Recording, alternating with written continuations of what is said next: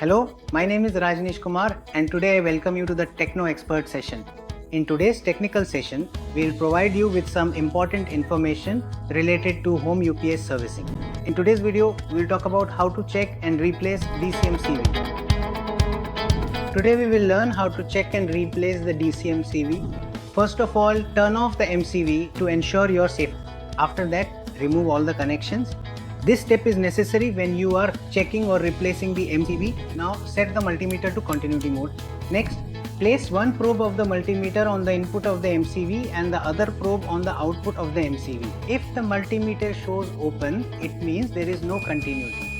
Now turn on the MCB. Now you should get continuity. If both of these checks are correct, it means your MCB is okay. Now if you need to replace the MCB, check the rating of the MCB to see what ampere rating is used and make sure which MCB you are using.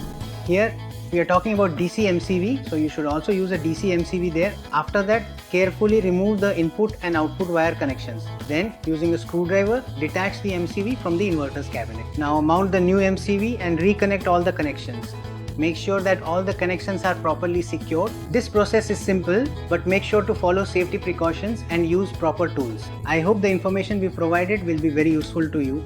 Thank you very much for staying with us until the end of this video. To watch more technical videos like this, please like, share and subscribe to our channel. Thank you sincerely for your kindness. Eastman, a global specialty materials company, is known for producing a wide range of advanced materials, chemicals, and fibers.